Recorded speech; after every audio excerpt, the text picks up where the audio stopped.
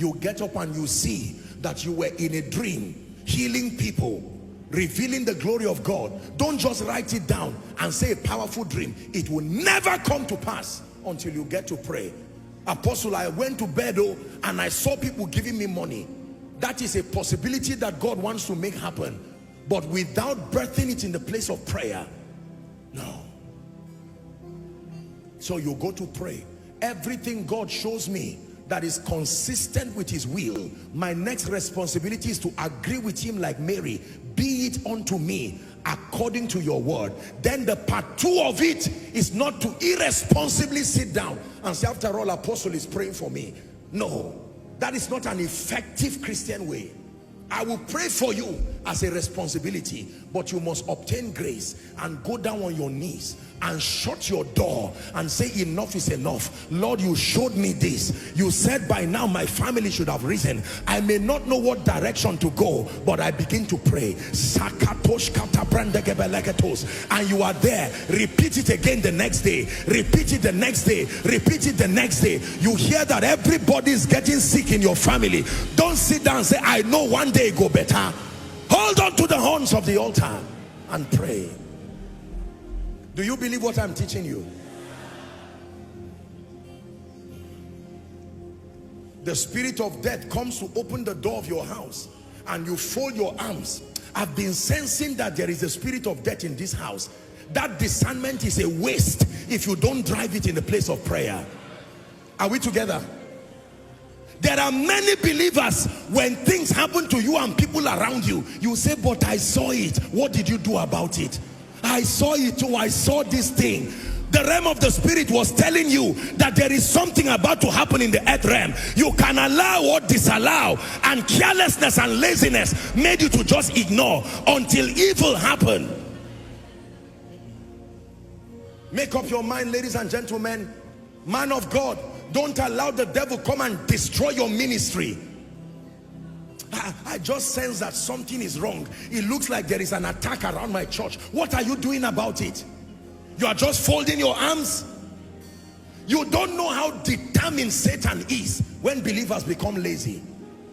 30 days without prayer with understanding gave him room. He wanted 30 days to wreak havoc over Babylon. Hallelujah.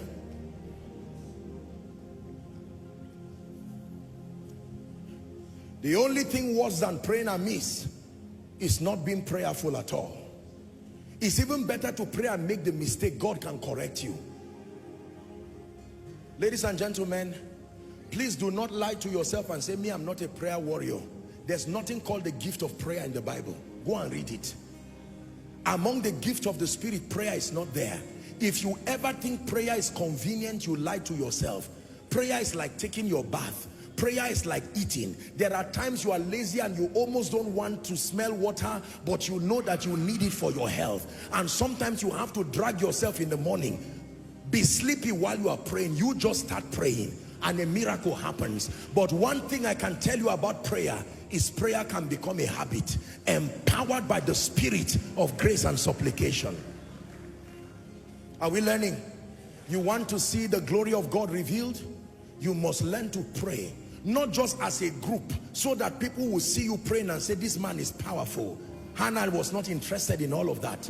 Corporate prayer is powerful, but corporate prayer is what you bring from your secret place. Prayer is one area you cannot lie about.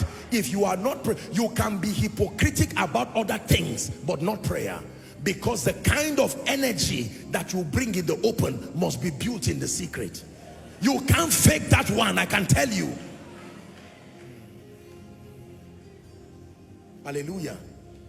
And you see, let me tell you something about being prayerful. There is a presence and power that accompanies a life of consistent prayer, such that you obtain grace. You can stand before a prayerless person and discern weakness in the spirit. You can know that this person is sincere, but you can discern powerlessness and weakness. That if the devil should strike at this person, he's gone. Except immune by the ministry of intercessors. He spake a parable to the end that men ought always to pray. Koinonia, hear me. Just believing somebody is praying for you alone is good, but not all profitable. Every family must become a family of prayer. Everybody must become a person of prayer. Wake up in the night, discipline yourself. You may not have the grace to pray 10 hours, 5 hours. You will not even have the time to do that every day. Let me tell you the truth. But one thing you can do is you can build a system of consistency around your life. It's better for me to spend 2 hours praying every night and recreate my destiny than to sleep for that 2 hours and suffer for 30 years. It's a foolish bargain to allow slumber of 1 or 2 hours. Please don't feel sad. I'm not being hard on you without a reason. I'm just challenging and stretching you. Listen to me. If you are here and you are prayerless, receive deliverance this night in the name of Jesus Christ. Receive deliverance this night and begin to practice it from this night. You wake up. There are strategies that can enhance prayer. One of it is an atmosphere of worship. An atmosphere of worship can prime your passion for prayer. Are we together? If you need to use your alarm clock, why not? It's a blessing. Don't say I must wake up by the Spirit. You are not being serious. Wake up by any means you can wake up. Doesn't matter.